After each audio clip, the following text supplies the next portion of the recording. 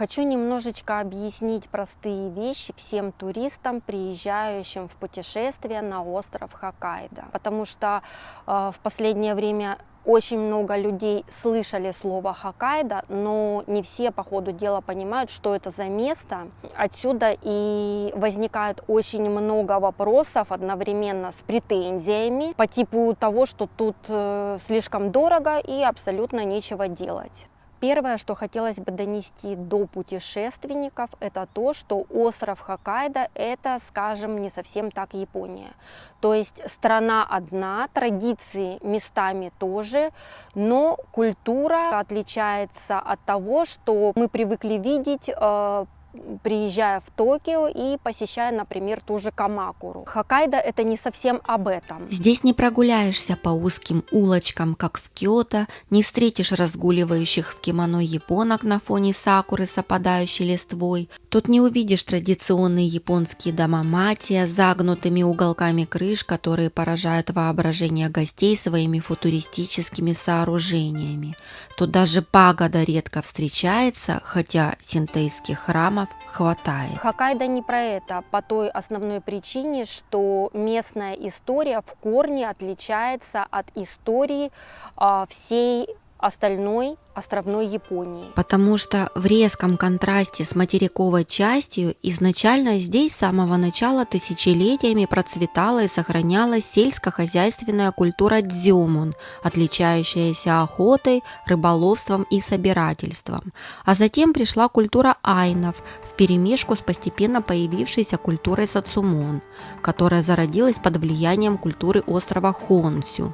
Позднее, до 1869 года, Хоккайдо недолго существовало и развивалось как отдельное государство под названием Эдзо, и его помогали обустраивать в основном приезжие иностранцы. Об этом я как-то подробно рассказывала в своем видео под названием «Война Босси». Поэтому дома матия и шагающие в кимоно японки тут редкость. Если и удастся их увидеть, то это скорее как напоминание прошлого, о том, что когда-то пришло правительство Мэйдзи и, вложив сюда нехилые средства, колонизировало остров. Кстати, за 20 лет своего проживания здесь я всего 2 раза видела японок в кимоно зимой, которые торопились, по всей видимости, куда-то на торжественное мероприятие. Хоккайдо все же больше пропитан айнской культурой, потому что тут раньше проживали племена айнов, они не носили кимоно, у них были свои традиционные одежды,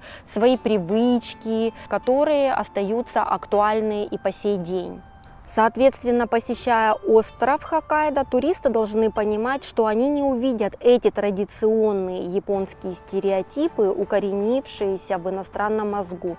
Мало того, они даже не увидят привычные современные, полюбившиеся всем тематические магазины с кафе и косплейными развлечениями в стиле аниме, как, например, в токийском районе Акихабара. Этого тут тоже днем с огнем не сыщешь. Хоккайдо – это больше о шикарнейшей природе, наисвежайшей вкусной еде.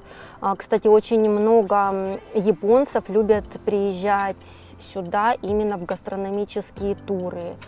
Это о айнском колорите, на который случайно можно наткнуться, заезжая в самые такие далекие глубинки. Хоккайдо также идеально подходит для тех людей, кто предпочитает холодный сезон и зимние развлечения на лыжах и сноуборде. Потому что благодаря обильному пушистому снегу в большей степени иностранцы любят посещать лучшие лыжные курорты Нисеко, Русуцу и Фурано.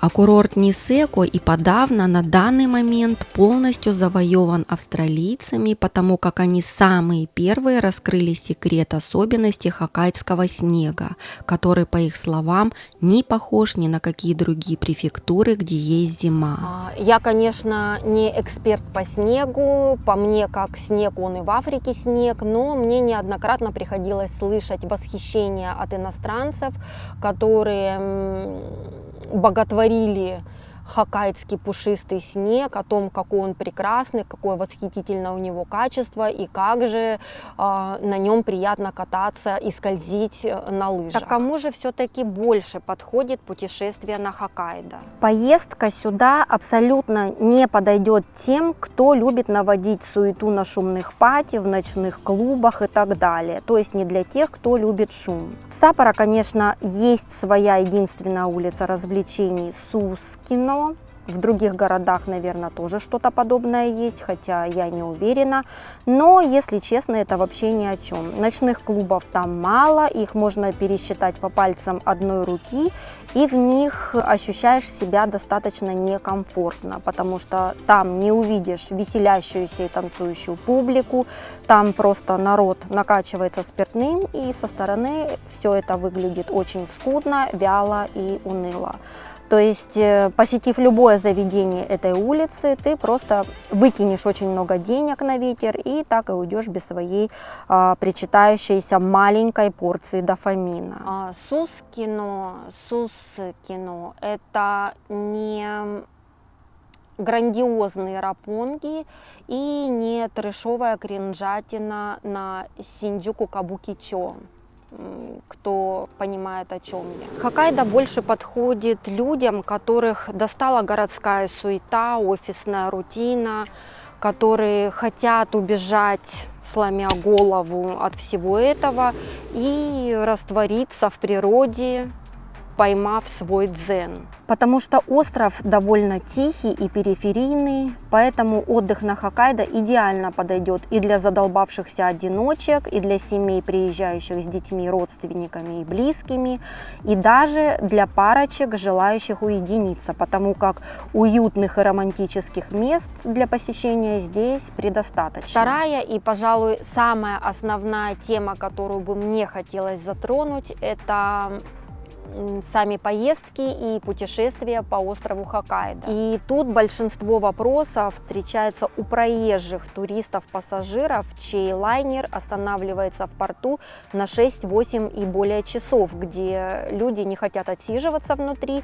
и чаще всего пытаются нанять русскоговорящего гида на этот промежуток времени для того, чтобы осмотреть местные достопримечательности, посетить близлежащие онсены и магазины. И я бы не советовала этого делать, потому что лайнер останавливается в маленьких портовых городках, в которых русскоязычных гидов нет, в которых некуда сходить, не на что посмотреть.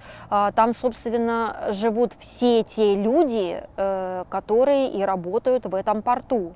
Плюс такие городишки портовые находятся слишком далеко от Саппоро. Господи, уже ветер задолбал. Приведу свежий пример, как недавно приехавшие, пришвартовавшиеся, наверное, на лайнере люди пытались через токийские какие-то комьюнити и сообщества нанять русскоговорящего гида на Хоккайдо. У них это не получилось по простой причине, что, во-первых, Мураран — это, ну вот если выражаться на японском языке, это город Фубен. Глубинное, приглубинное захолустье. Все, что там есть, это приблизительно 2 точки для посещения. То есть мост какой-то там сложной инженерной конструкции и маяк, с которого можно посмотреть на открытый Тихий океан.